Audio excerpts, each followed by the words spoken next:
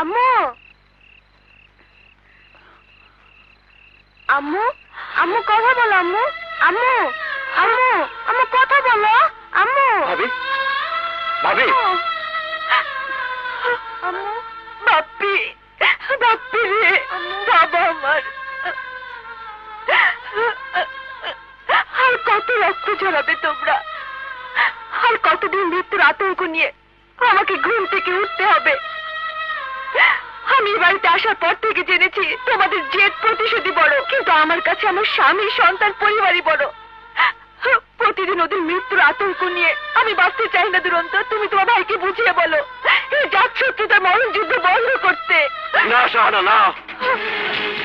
আমার বাবা মার মৃত্যু দিয়ে যে যুদ্ধের খেলা শুরু হয়েছে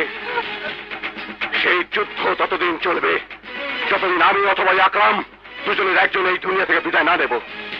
আমি চাইলেই বাড়ি ছেড়ে চলে যেতে পারি না কারণ এই বাড়ির প্রতিটি নিঃশ্বাসে নিঃশ্বাস যেমন বাবা মায়ের নিঃশ্বাস তাদের রক্তে ভেজে মাটিতে মিশে আছে প্রতিশোধের আত্মনাদ যা আমাকে প্রতিশোধের হাতিয়ার হিসেবে বাঁচিয়ে রেখেছে বলো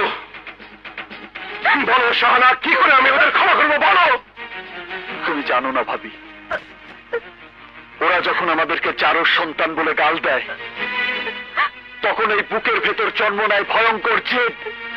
যা ওদেরকে ধ্বংস করে দিতে চায় বাবা মায়ের প্রতিশোধের নেশায় লাশ আর রক্ত হয়েছে আমাদের নিত্যদিনের সঙ্গী আমরা এখান থেকে চলে গেলে এই শ্রীরামনগরের ক্ষতি হয়ে যাবে ওই আকরাম আমার খুরম এলাকার নিরীহ মানুষদের উপর অত্যাচার চালাবে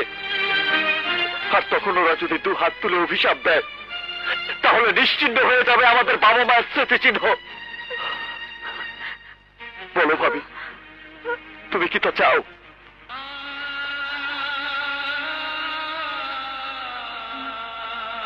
বলো শাহানা বলো তোমার নীরবতাই প্রমাণ করে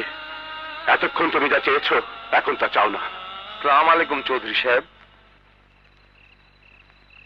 ব্যাপারটা পরিকল্পিত আমি বুঝতে পারছি এখানে কি হয়েছে যা হবার হয়েছে ইন্সপেক্টর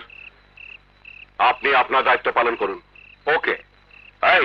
সবগুলোকে গাড়িতে তোলো ইয়েস স্যার এই হারামি দেখেছিস তোর জন্য আমি বারবার হেরে যাচ্ছি তোর জন্য আমার উঁচু মাথা নিচু হয়ে যাচ্ছে তোর মতো কলঙ্কিত বাবার ছবি এ বাড়িতে থাকার কোনো দরকার নেই কোনো দরকার নেই হারামি এই হারামি কোনো দরকার নেই তোর মতো বাবাকে করি কোন সন্তান এভাবে বাবাকে অসম্মান করতে পারে তোরাই তো ওদের সাথে বারবার লাগতে যাস গায়ে পরে লাগতে যাওয়া আর বারবার মার খাওয়া তোদের অভ্যাসে পরিণত হয়েছে চুপ কর বলিস তিন কাল গিয়ে এক কাল ঠেকেছে আমাদের মধ্যে তোর এত কথা বলার কি প্রয়োজন চুপ করে খেয়ে দিয়ে এক করে পড়ে থাকবি নইলে আজ তোকে চুপিয়ে লাল করে দেবো যা যা 54, 55, 56, 57, 58, 59, 60, 61 আপনি তুমি দুধের পিঠা পছন্দ করো তাই নিয়ে এলাম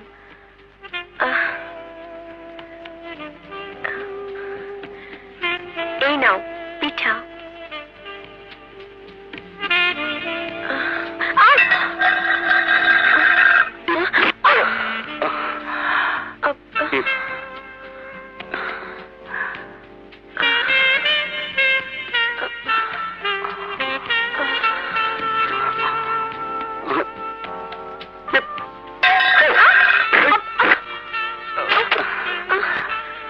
আরেকটু হলে একটু বস্তার নিচে লাশ হয়ে যেতেন তুমি থাকতে মৃত্যু যে আমাকে স্পর্শ করতে পারবে না তা আমার জানা হয়ে গেছে হ্যাঁ রানা প্রথম দেখাতেই তোমাকে আমার ভালো লেগেছে আর সে কথা বলার সুযোগ আজ এই চিতই পিঠা করে দিয়েছে ঠিক বলেছ এবার চিতই পিঠা আর দুধের পিঠা মন ভরে খেয়ে নাও